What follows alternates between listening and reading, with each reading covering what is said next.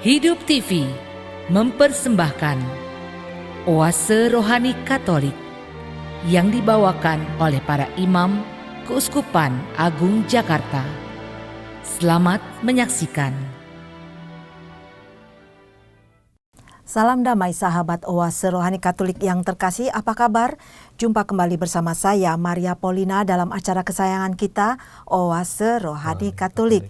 Dan sekarang hati saya penuh sukacita karena di studio sudah hadir bersama saya Romo Ordemus B. Witono SJ yang biasa kita sapa dengan nama Romo B. Halo Romo, apa kabar? Wah, kabar saya luar biasa baik, Bu Poli. Puji Tuhan, Romo. Puji Tuhan, saya senang hari ini. Puji Tuhan, Romo, amin. Kita bersama-sama bisa mendengarkan kabar sukacita hari ini ya Romo, bersama-sama dengan sahabat Oase Rohani Katolik yang terkasih. Dan sekarang marilah kita sama-sama mengawali acara ini dengan doa pembuka yang dipimpin oleh Romo B. Dalam nama Bapa dan Putra dan Roh Kudus, amin. Amin.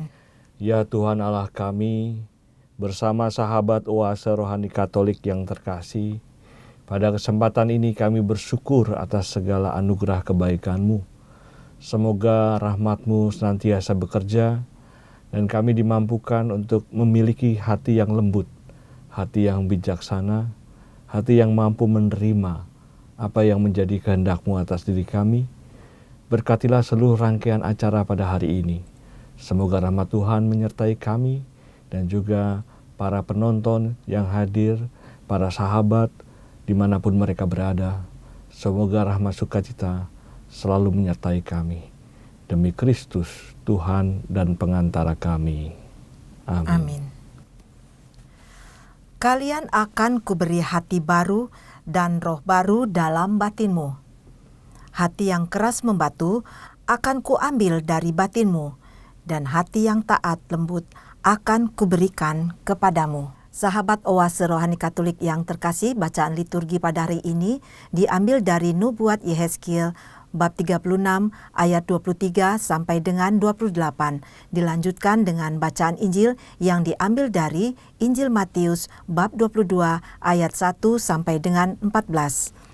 Dan sekarang marilah sama-sama kita membuka Alkitab kita. Saya akan membacakan bacaan pertama yang diambil dari Nubuat Yehezkiel bab 36 ayat 23 sampai dengan 28. Tuhan bersabda kepadaku, katakanlah kepada kaum Israel, Aku akan menguduskan namaku yang besar, yang telah dinajiskan di tengah para bangsa, dan yang telah kalian najiskan di tengah-tengah mereka. Dan para bangsa akan tahu bahwa akulah Tuhan. Demikianlah sabda Tuhan Allah, manakala aku menunjukkan kekudusanku kepadamu di hadapan para bangsa. Aku akan menjemput kalian dari antara para bangsa dan mengumpulkan kalian dari semua negeri dan akan membawa kalian kembali ke tanahmu. Aku akan mencurahkan kepadamu air jernih yang akan mentahirkan kalian dari segala kenajisan dan dari segala berhala-berhalamu. Aku akan mentahirkan kalian. Kalian akan kuberi hati yang baru, dan roh yang baru di dalam batinmu. Hati yang keras membatu akan kuambil dari batinmu, dan hati yang taat lembut akan kuberikan kepadamu. Rohku akan kuberikan diam di dalam batinmu, dan aku akan membuat kalian hidup menurut segala ketetapanku dan tetap berpegang pada peraturan-peraturanku dan melakukannya.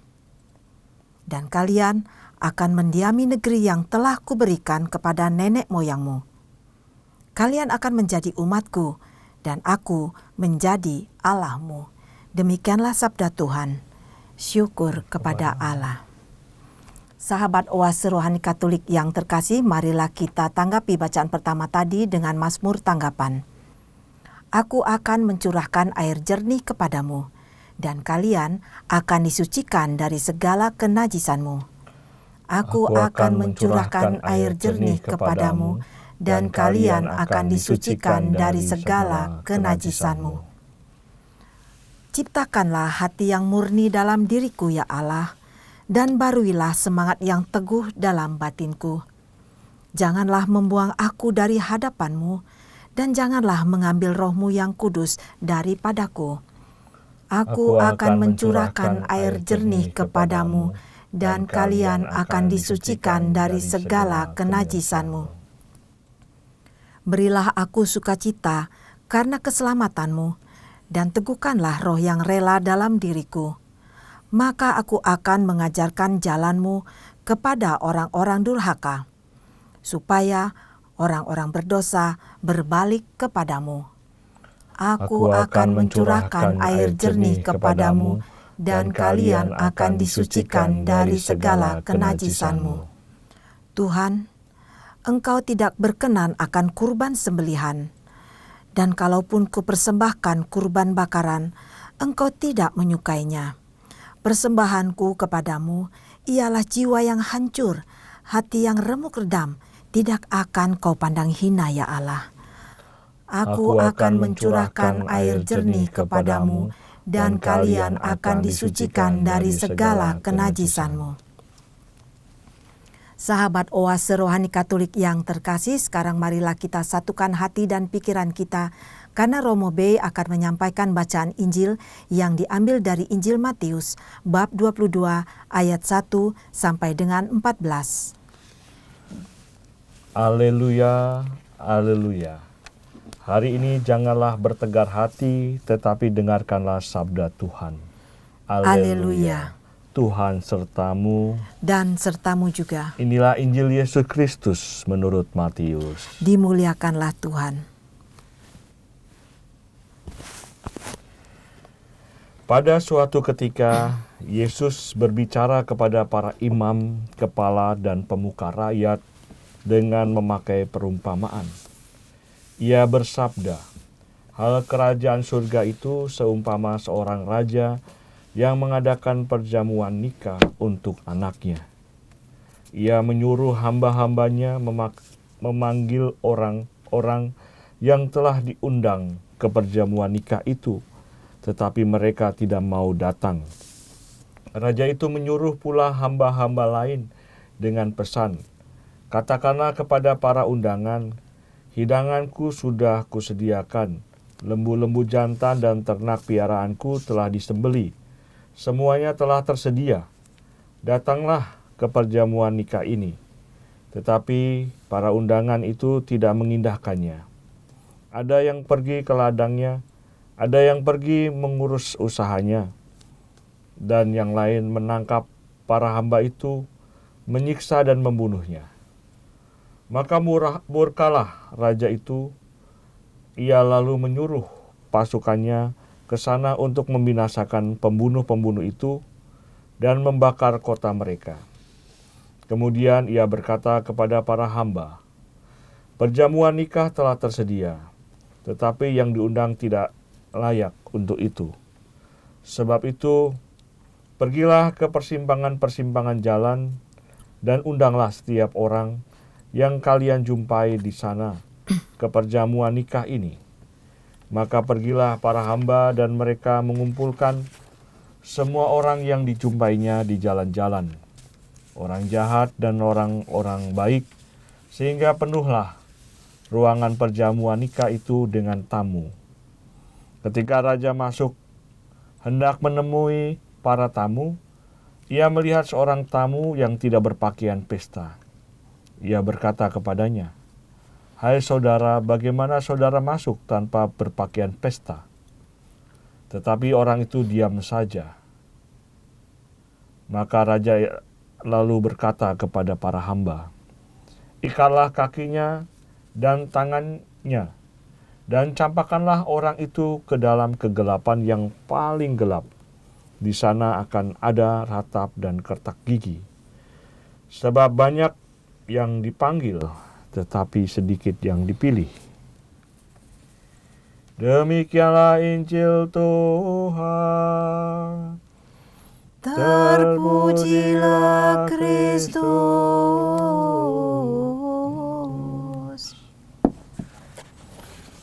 Sahabat Oase Rohani Katolik yang terkasih, setelah kita mendengarkan bacaan liturgi pada hari ini, sekarang marilah kita menyimak pembahasan bacaan pertama tadi, Romo, dalam segmen pertama ini. Ya.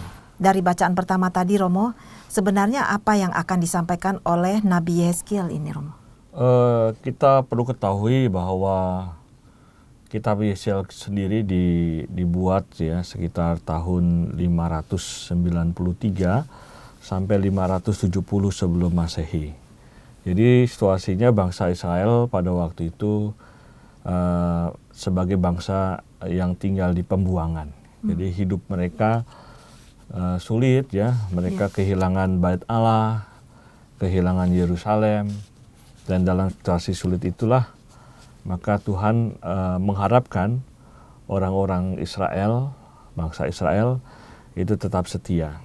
Maka dengan jelas sekali di sini dalam bacaan ini Tuhan Allah ingin menyelamatkan bangsa Israel dengan mengutus Roh Kudus, kemudian membuat hati mereka menjadi lembut dan taat, kemudian akhirnya mereka nanti bisa selamat dan kembali ke Yerusalem ya, dan juga nantinya di sana akan dibangun kembali Bait Allah ya, supaya mereka juga bersatu. Jadi memang yang diharapkan dalam bacaan ini jelas sekali bahwa Allah sendirilah yang menuntun bangsa Israel untuk tetap setia kepada Tuhan begitu. Di sini boleh saya tanya, Romo, di ayat 25, Romo. Ayat 25 ya. Aku akan mencurahkan kepadamu air jernih yang akan mentahirkan kalian. Di sini kan ada air jernih untuk mentahirkan itu, Romo. Dan juga di sini sampai ayat 30 juga kan seperti ini, Romo. Kalian akan kuberi hati yang baru dan roh yang baru di dalam batinmu. Terus hati yang keras membatu akan kuambil dari batinmu, dan hati yang taat lembut akan kuberikan kepadamu. Pesan apa yang akan disampaikan di sini kepada kita semua, Romo? Ya, kata aku akan mencurahkan air jernih ya. Iya. Bagi orang Israel, air jernih atau air itu sendiri adalah simbol yang sangat kuat ya. Ya, kita bisa bayangkan mereka tinggal di padang gurun ya, di daerah yang panas ya. Maka air itu sebagai sesuatu yang sangat dibutuhkan, sangat perlu. Maka penggunaan air ya, kita masih ingat ya waktu Yohanes membaptis itu dalam teks Injil, membaptis ya orang-orang yang ingin kembali kepada Tuhan, dibaptis dengan air ya, dengan ditenggelamkan di Sungai Yordan. Dan dengan air juga orang bisa menghilangkan rasa haus. Dan bangsa Israel pernah mengalami ketika dalam perziarahan atau meninggalkan Mesir menuju tanah Kanaan ya. Mereka pernah mengalami haus, dan air itu ya juga simbol yang sangat kuat untuk memulihkan. Ya, kita bisa mengkontemplasikan ya, sahabat Oase Rohani Katolik yang terkasih, membayangkan orang yang sedang kehausan ya, kemudian mendapat minum. Ya, kalau Bu Pauline sendiri bagaimana ketika kehausan terus minum air yang jernih, rasanya bagaimana? Lega, enak ya. Nah, itu sebetulnya kerinduan bangsa Israel pada waktu itu ya, kurang lebih begitu. Mereka sendiri sebetulnya mengalami krisis ya, kegelisahan ya, karena mereka harus keluar dari tanah Kanaan karena kesalahan dan juga dosa-dosa nenek moyang mereka. Sehingga akhirnya mereka mengalami juga proses seperti itu. Ya, dikuasai bangsa asing, kemudian mengalami kisah pembuangan. Mereka adalah orang-orang yang haus, tapi juga ada sebagian yang merasa kecewa, sedih, mungkin juga marah. Ya. Maka pada kesempatan ini Tuhan berinisiatif. Ini inisiatif dari Tuhan. Ya, untuk mengirim Roh Kudus, memberikan peneguhan, menyucikan hati mereka sehingga hati mereka menjadi lunak, menjadi lembut, menjadi taat. Ya, Tuhan menuntun mereka supaya mereka selamat. Dan Yehezkiel mau mengatakan ini pada umat di sana, ya ayo dong setia kepada Tuhan. Ya, Tuhan memberikan begitu banyak. Tuhan memulihkan. Dengan air yang bersih, juga kotoran-kotoran itu akan dibersihkan. Ya. Noda-noda dosa, kesalahan bangsa Israel dibersihkan. Jadi memang makna simboliknya sangat kaya, sangat mendalam ya bagi orang-orang Israel. Begitu. Jadi di sini nama Tuhan telah dinajiskan oleh bangsa Israel sendiri sebenarnya, Romo, ketika mereka dalam pembuangan. Ketika di zaman-zaman sebelum pembuangan dan sesudah pembuangan ya memang banyak orang Israel sendiri tidak setia pada Tuhan. Ya. Dan mereka percaya pada dewa-dewa atau keyakinan-keyakinan lain. Hidup mereka tidak menunjukkan orang yang sungguh-sungguh sebagai orang yang baik, orang yang bisa melakukan hal-hal yang menjadi kehendak Tuhan dalam hidup mereka. Mereka melawan Tuhan, mereka dengki, iri dan sebagainya. Ya istilah kita itu bahasa kitab suci tegar tengkuk juga gitu ya. Susah itu memberi masukan dan sebagainya. Dan saya kira fenomena orang yang keras hati itu tidak hanya di zaman pembuangan ya. Bahkan di zaman sekarang ini, menurut Bu Pauline, ada nggak di Jakarta ini orang yang keras hati? Banyak sekali, Romo, dengan situasi sekarang di mana tawaran-tawaran dunia tuh begitu banyak, Romo. Iya, nah, bagaimana menghadapinya, Romo? Nah, pertama-tama kita kembali lagi ke firman Tuhan kan. Dalam Mazmur 119 ayat 9 kan dikatakan, dengan apakah seorang muda mempertahankan kelakuannya bersih dengan menjaganya sesuai dengan firman-Mu. Jadi firman Tuhan membantu kita untuk menjaga hati kita, pikiran kita, supaya tetap bersih. Ya. Dan hati yang bersih itu saya kira membantu kita untuk membuka hati. Kalau bahasa Inggrisnya unfolding, gitu ya, membuka lebar-lebar. Bagaimana membiarkan Tuhan berbicara, entah itu melalui orang, melalui lingkungan, dan sebagainya. Nah memang persoalannya adalah kita hidup di zaman sekarang ini dipengaruhi lingkungan yang begitu kuat, menawarkan begitu banyak keinginan-keinginan yang bisa kita wujudkan. Dan kalau keinginan itu semuanya diwujudkan, ya lambat laut ya membentuk pribadi yang akhirnya saya mau mengambil, saya mau menikmati itu semua, dan akhirnya terbentuklah pola hidup yang mapan dalam arti diwarnai oleh egoisme tertentu setiap pribadi. Dan ini yang saya kira harus dibongkar ini, karena dalam ajaran kekristenan itu jelas sekali bagaimana kasih, kesetiaan, kejujuran, kerendahan hati, dan juga keterbukaan pada hal yang baik itu memang kita mau angkat ya sebagai orang-orang yang percaya begitu. Tadi Romo mengatakan kita punya ego ya, Romo. Nah di sini bagaimana caranya untuk memudahkan kita agar kita bisa melembutkan hati kita sendiri, Romo, sehingga kita bisa menjalankan firman Tuhan itu dalam hidup kita sehari-hari. Ya itu pertanyaan yang baik gitu ya, Bu Pauline. Ego itu ya ada pada setiap orang ya. Tapi ketika ego itu menjadi egoisme, ya akulah yang paling benar, akulah yang paling penting, semuanya untuk aku, ya itu luar biasa menghancurkan bukan hanya dirinya sendiri tetapi juga diri orang lain. Maka kita perlu memperhatikan konsekuensi. Dan kalau kita melihat seluruh ajaran Yesus itu bagaimana saya ini bukan hidup untuk diri saya sendiri tapi untuk sesama yang kita layani. Ya, dan itu yang ditunjukkan Yesus. Bahkan ada di dalam ayat kitab suci yang dikatakan tidak ada kasih yang lebih besar daripada kasih seseorang yang menyerahkan nyawanya bagi sahabat-sahabatnya. Artinya, ya ego kita kalahkan dengan hal-hal yang membuat kita semakin bisa peduli dengan sesama. Mulainya dari mana ya? Mulainya dari diri kita sendiri. Apakah kita mau terbuka atas kehendak Tuhan? Nah jelas sekali dalam Yeskiel tadi kan, Tuhan yang memimpin, Tuhan yang berinisiatif, Tuhan memberikan kita hati yang baru, hati yang lembut, hati yang taat. Ini kita patut berterima kasih ya, Tuhan begitu amat mencintai kita, Tuhan begitu amat peduli dengan kita, dan bagaimana sekarang kita merespon cinta Tuhan itu dengan hal-hal yang positif, hal-hal yang baik, yang mengantar kita pada kepedulian pada sesama. Ya memang kalau kita pikir-pikir ya, ego itu menyenangkan itu Mbak Pauline. Ya waktu kecil mungkin waktu makan permen gitu ya sendirian, terus diminta teman bagaimana? Nggak boleh. Nggak boleh kan? Karena enak gitu ya, menikmati ya, nonton TV sendirian, tidak boleh diganggu, itu enak ya. Tapi apakah sederhana sajalah Mbak Pauline. Kalau Mbak Pauline nyaman, enak, tetapi ada tetangga yang kelaparan, atau saudara atau famili yang hampir mati kelaparan, sementara Mbak Pauline sedang pesta makan-makan. Apakah itu nyaman buat Mbak Pauline? Enggak ya. Ya disitulah mulai orang terbuka. Tidak hanya bagi dirinya sendiri, tetapi ada orang lain yang membutuhkan, ada orang lain yang mau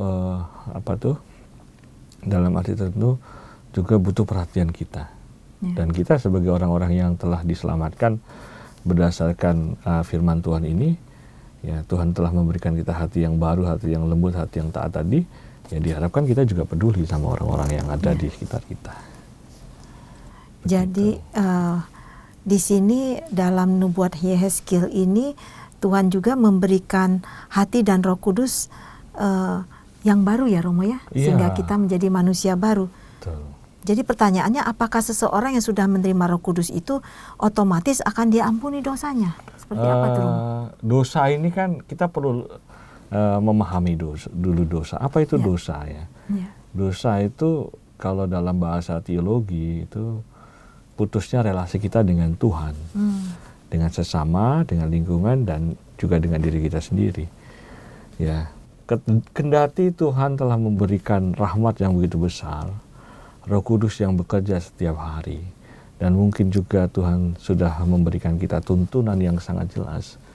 Tetapi ada satu space yang menjadi domain kita, yaitu kebebasan yang Tuhan berikan pada kita. Nah, kalau kebebasan itu kita salah gunakan, kendati Roh Kudus sudah bekerja sedemikian keras, ya kita bisa jatuh ke dalam dosa. Ya kita tahu sendirilah, para rasul yang dulu didampingi Yesus kan, mereka mengikuti Yesus mengalami juga kejatuhan. Nah, Petrus mengkhianati Yesus berapa kali? 3 kali. 3 kali. Padahal dia murid yang dikasihi. Ya, ternyata bisa jatuh gitu ya. Kemudian juga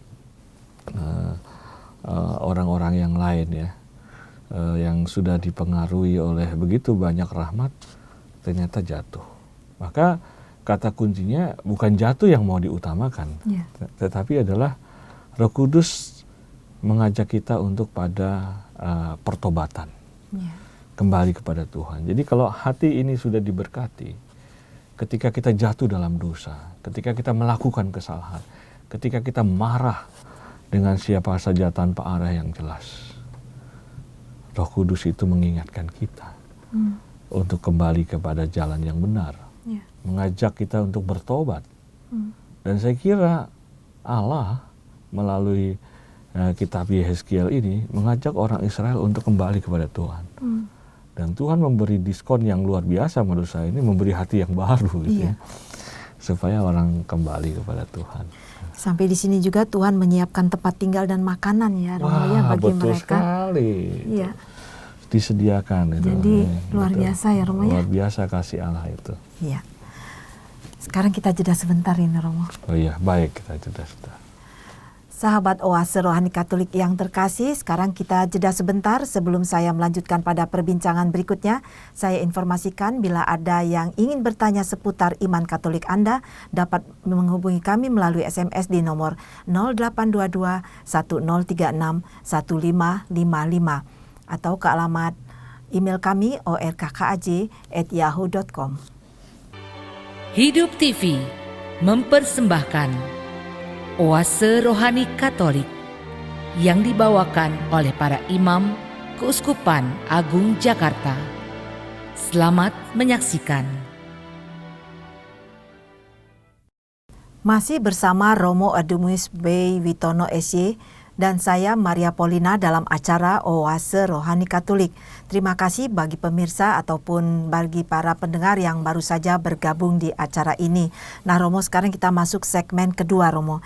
Sebelum kita membahas tentang Injil ya pada hari ini Romo, yang diambil dari Injil Matius. Bisakah Romo menyampaikan kembali poin yang dari bacaan pertama tadi Romo, yang sudah disampaikan sama Romo? Baik, sahabat Oase Rohani Katolik yang terkasih, dalam bacaan pertama saya menyimpulkan Allah itu begitu mengasihi kita.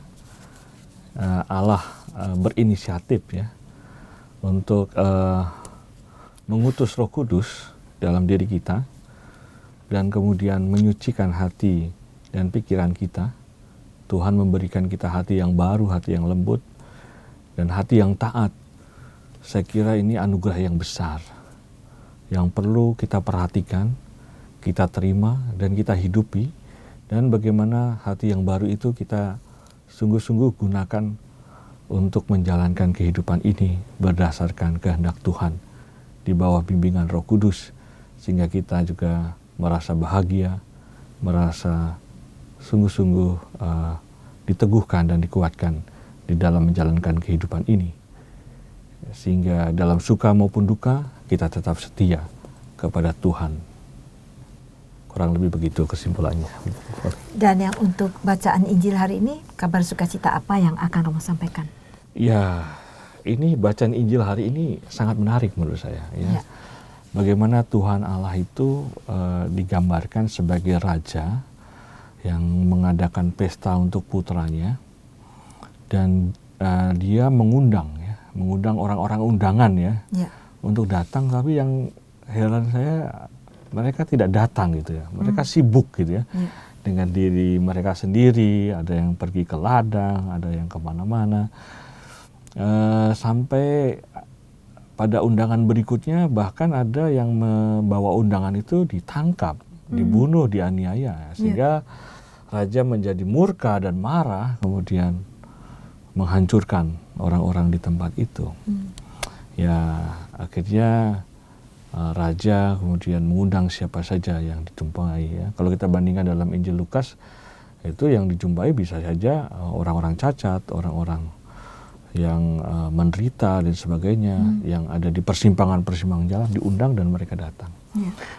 Artinya Mbak Polim, kabar gembira adalah untuk kita semua bahwa undangan itu ditujukan kepada semua orang, ya, termasuk kita di sini. Nah, masalahnya adalah apakah kita mau menjawab undangan ini dengan baik atau tidak, tergantung iman kita, keyakinan kita, dan kita percaya kalau iman kita sungguh terbuka padanya, kita akan memenuhi undangan itu. Ya, itu pesan utamanya yang saya kira penting. Di sini juga ada perumpamaan tentang cara berpakaian, pakaian pesta itu Romo. Bisa dijelaskan Romo? Ya, pada kesempatan ini saya mau mengatakan, tanda petik, banyak orang menjadi bingung ya, kenapa ada orang yang tidak berpakaian pesta, itu kemudian sang raja minta pelayannya menangkap, kemudian mengikat ya, dan mencampakkannya ke tempat yang gelap ya, di mana ada kertak gigi dan sebagainya. Ada banyak penafsir sih, tapi saya lebih setuju orang yang tidak berpakaian pesta adalah orang yang menggunakan pakaian lama. Artinya hidup dengan kebiasaan lama, cara pandang lama, dan dia tidak bertobat untuk itu, sehingga dia dicampakkan ke tempat yang gelap. Menghadiri pesta undangan Tuhan itu mengandaikan kita juga berpakaian yang baru, pakaian Kristus, hidup yang baru, hidup yang diwarnai dengan cinta kasih, kepedulian, perbuatan-perbuatan baik, kerendahan hati, dan semua buah-buah Roh Kudus, dan juga sekaligus buah-buah pertobatan kita. Itu membuat kita akhirnya menggunakan pakaian baru dan kita hadir dalam pesta yang Tuhan tawarkan. Dan kalau kita lihat kata pesta bagi anaknya yang menikah, ya saya ingat Matius 9 ayat 15 itu ya.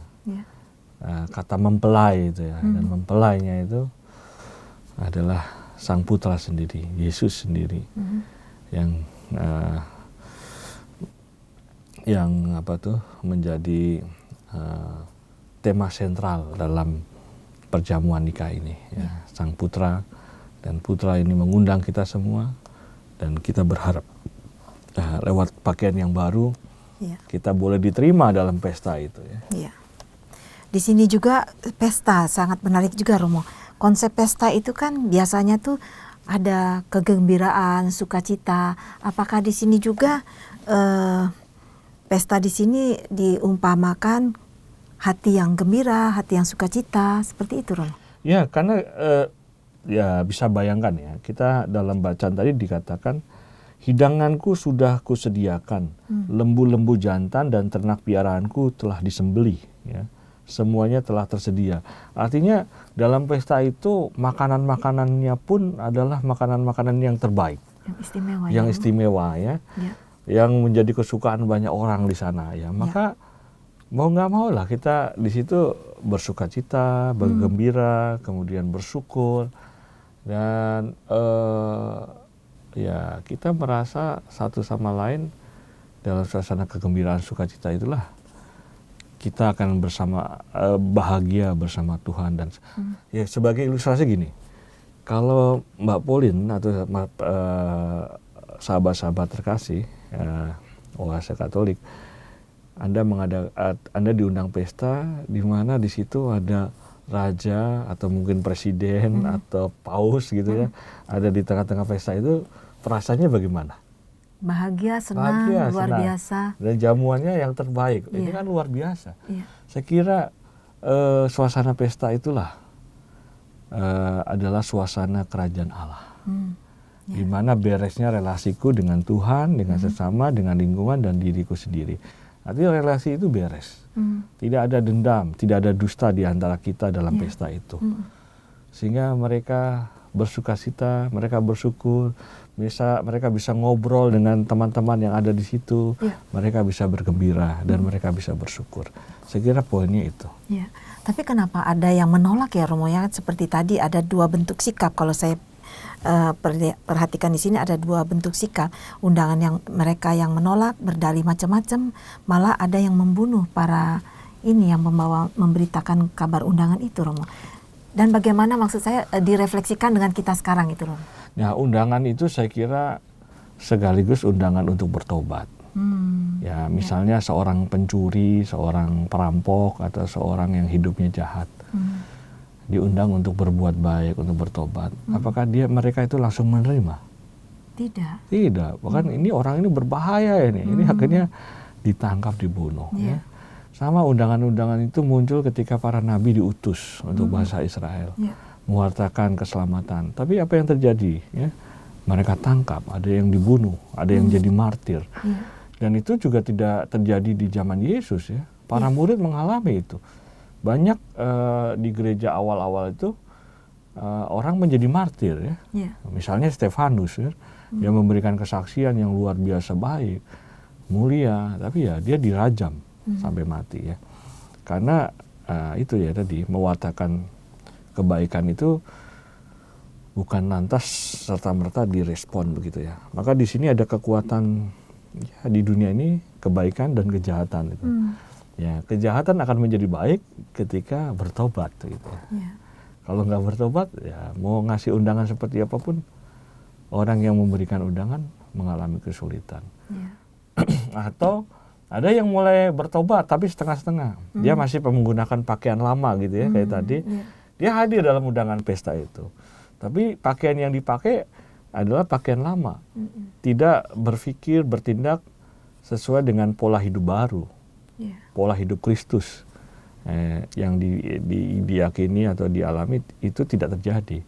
Sehingga ya itu pun akan ditangkap tadi, dicampakkan gitu ya. Karena sebetulnya dia yang bersangkutan sendiri tidak mengikuti dorongan hati untuk bertobat, mau kembali kepada Tuhan, dan akhirnya memenuhi undangan itu.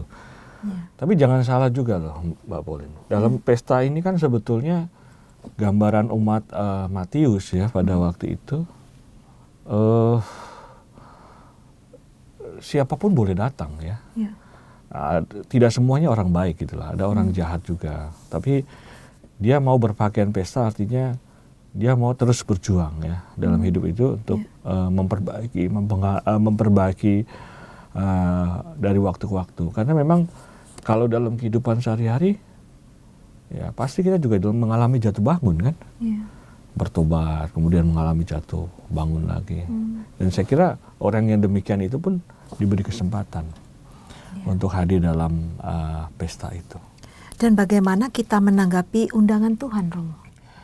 Saya kira poin penting dalam menanggapi undangan Tuhan itu, karena logikanya begini, ada yang mengundang, ada yang diundang. Ya. Yang mengundang siapa, yang diundang siapa. Nah, ketika undangan itu datang, itu kan kita bisa menolak, bisa menerima, itu tergantung apa?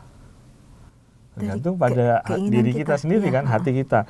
Kalau ini undangan, contoh lah, kalau Mbak Pauline dapat undangan dari misalnya orang yang tidak terlalu didengar atau apa kan, juga mau datang malas gitu ya. Jadi kalau dapat undangan dari pejabat atau undangan dari petinggi atau diundang oleh Bapak Uskup atau diundang oleh raja kan pasti wah ini datang gitu ya, datang. Dan saya kira respon takjub gitu ya, terbuka, ya kita akan sungguh-sungguh akhirnya menerima undangan itu dengan penuh semangat gitu ya. Paul Tillich itu seorang teolog, dia mengatakan wahyu itu datang lewat 3 langkah. Pertama itu mengejutkan, kedua ada integrasi, yang ketiga yang kedua itu orang bertanya ini ada apa, dan yang ketiga integrasi. Jadi pertama mengejutkan, orang bertanya ini ada apa, kemudian integrasi. Ya. Jadi ketika Maria itu mendapat warta kabar gembira dari malaikat Gabriel kan, Bunda Maria terkejut kan? Terkejut. Kemudian dia bertanya sebetulnya ini ada apa ini? Kamu akan mengandung demikian, sampai akhirnya terjadi integrasi. Dan dia mengatakan, aku ini hamba Tuhan, terjadilah padaku menurut perkataanmu itu. Dan itu peristiwa keselamatan terjadi. Firman ya, menjadi logos, menjadi daging. Ya sama dengan undangan Tuhan, mungkin kita kaget gitu ya. Wah, Tuhan mengajak saya bertobat, Tuhan mengajak saya kembali. Nah kemudian saya bertanya dalam hidup saya, ini ada apa ini? Mengapa saya jatuh? Kenapa saya begini? Mengapa saya begitu? Oh ternyata saya penuh dengan dosa. Nah, sekarang saya mau datang pada Tuhan. Terjadi integrasi, saya mau kembali pada Tuhan. Dan kemudian pada saat saya mau kembali pada Tuhan, Tuhan mengampuni saya, Tuhan membuka hati saya, dan akhirnya saya kembali kepadanya, dan saya akhirnya bisa menanggapi undangan itu secara positif.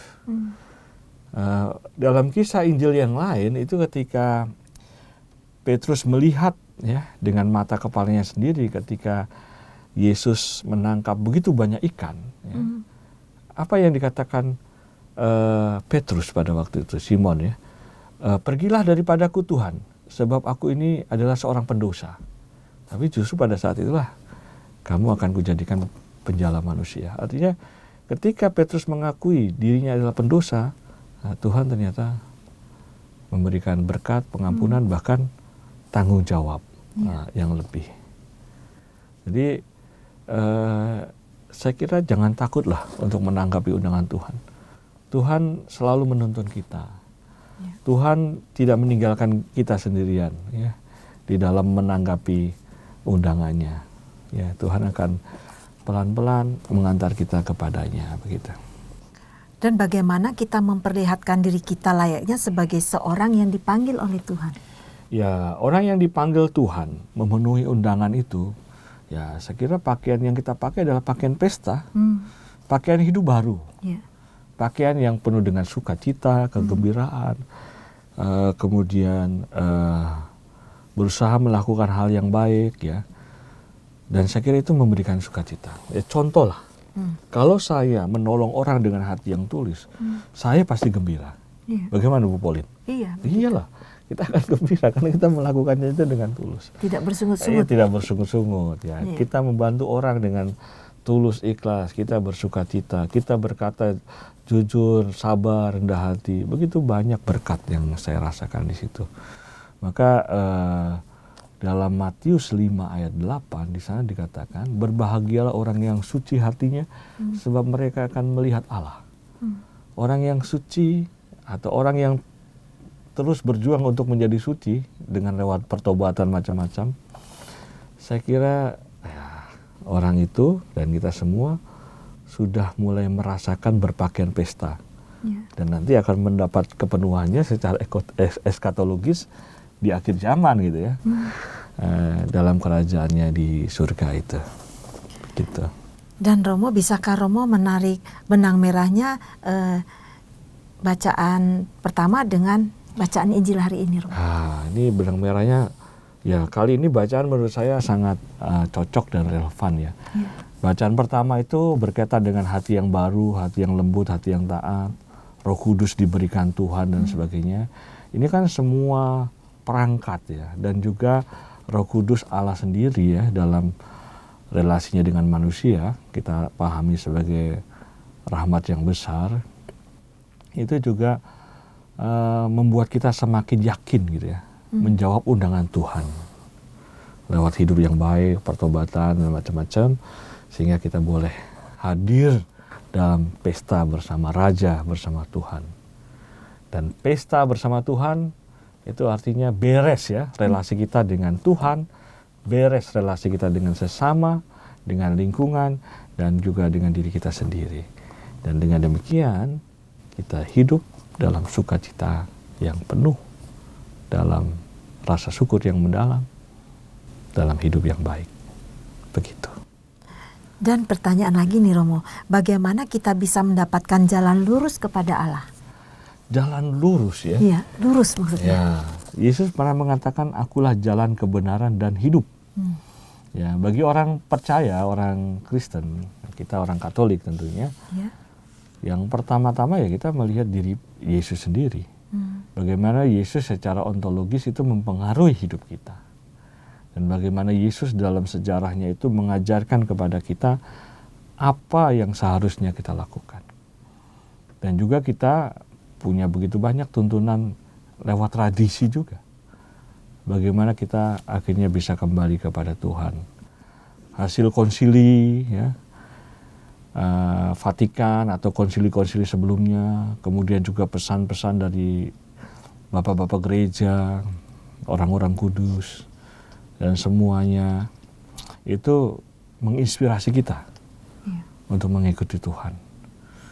Ya, jalan lurus itu tidak bisa sendirian kita, tetapi bersama-sama sebagai persekutuan umat beriman, ya, lewat keyakinannya masing-masing kita menuju jalan yang sama lewat tuntunan Kristus untuk menghadiri undangan itu.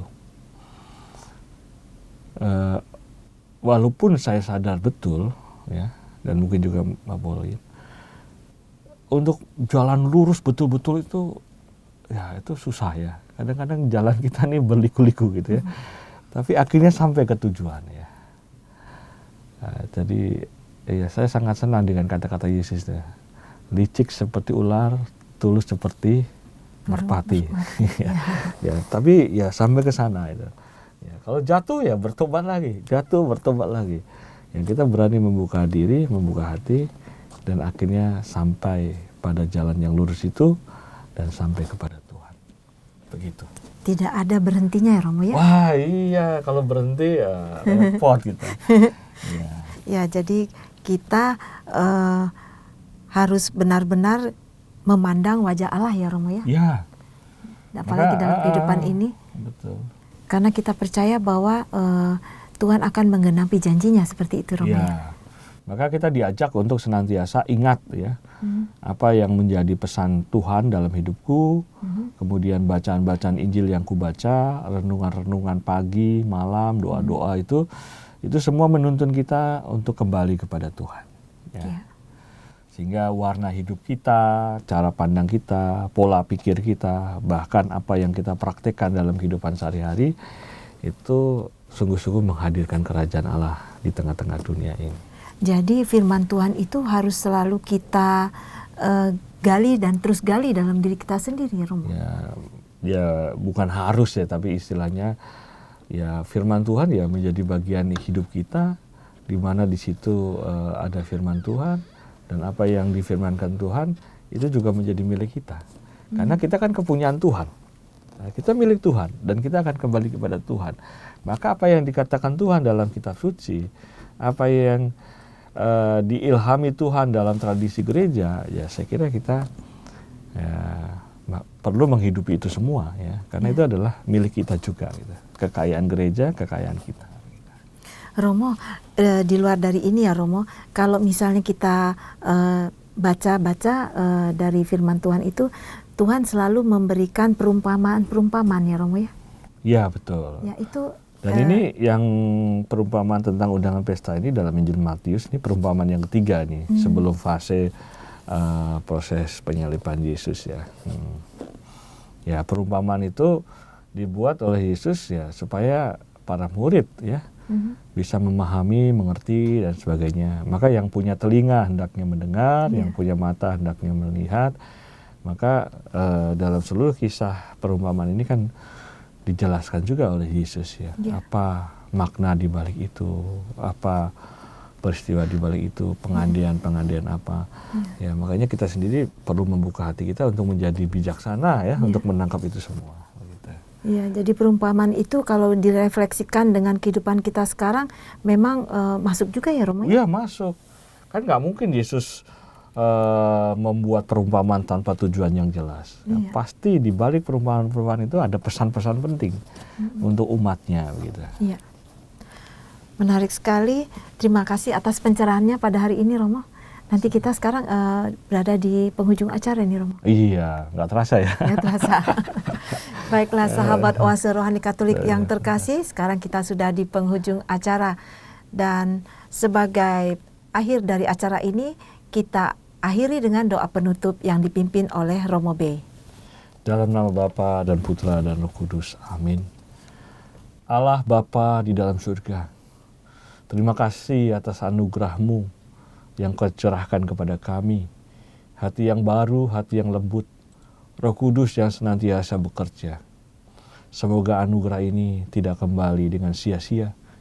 Kami mau dengan tekad yang bulat, dengan hati yang tulus, menjalankan kehendak-Mu di tengah-tengah dunia ini. Semoga kami juga lewat pertobatan kami boleh menghadirkan nanti diri kami dalam pesta undangan-Mu. Berkatilah seluruh aktivitas kami, dimanapun kami berada. Semoga rahmat Tuhan selalu menyertai kami. Kemuliaan kepada Bapa dan Putra dan Roh Kudus, seperti pada permulaan, sekarang, selalu, dan sepanjang segala abad. Amin. Tuhan sertamu dan sertamu juga. Semoga Allah yang Maha Kuasa, yang Maha Rahim, memberkati kita semua dalam nama Bapa dan Putra dan Roh Kudus. Amin. Demikianlah sahabat Oase Rohani Katolik yang terkasih, firman Tuhan menjaga pikiran kita untuk membiarkan Tuhan berbicara kepada kita melalui orang-orang di sekitar kita dan lingkungan kita. Akhir kata, saya Maria Paulina dan Romo Odemus B. Witono SY pamit undur diri. Damai Tuhan selalu menyertai kita semua. Mari amalkan Pancasila. Kita Bhinneka, kita Indonesia. Demikianlah Oase Rohani Katolik yang dibawakan oleh para imam Keuskupan Agung Jakarta. Tuhan memberkati.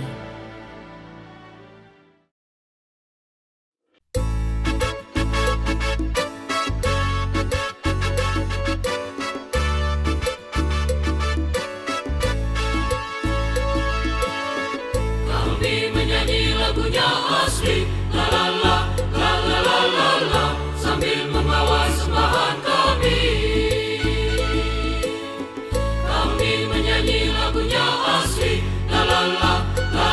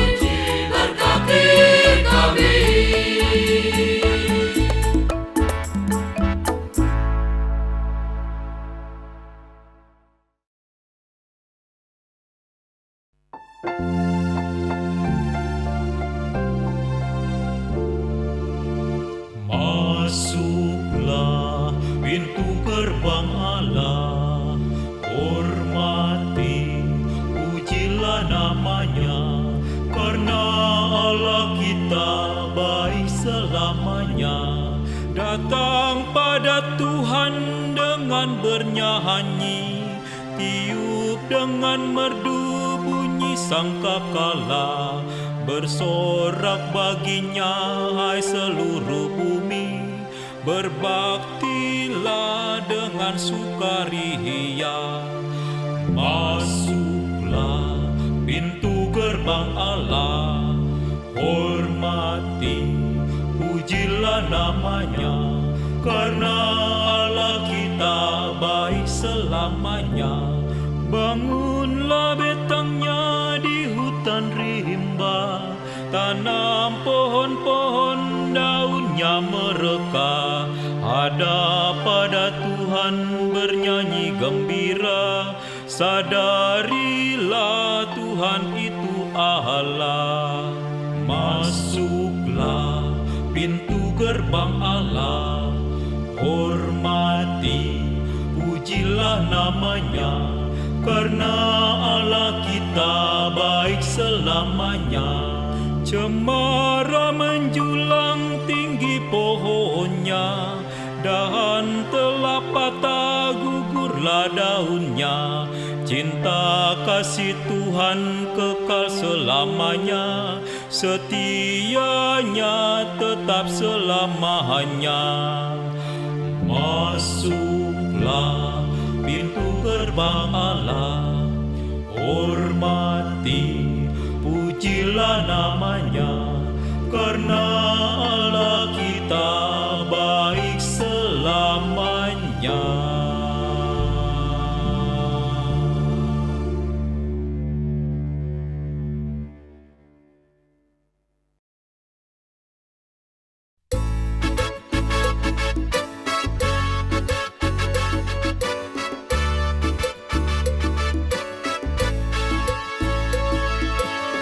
Kami menyanyi lagunya asli, la la la, la la la la la, sambil membawa sembahan kami.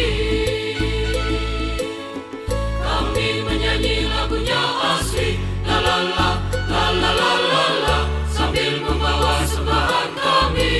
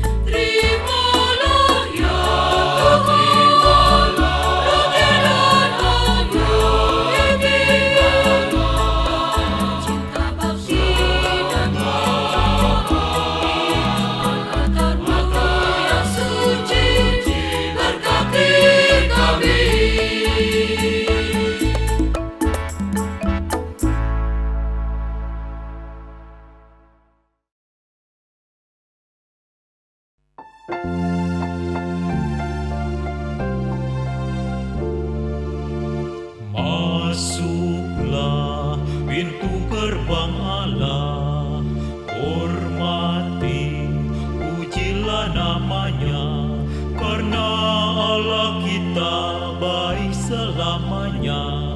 Datang pada Tuhan dengan bernyanyi, tiup dengan merdu bunyi sangkakala, bersorak baginya hai seluruh bumi, berbaktilah dengan sukaria. Masuk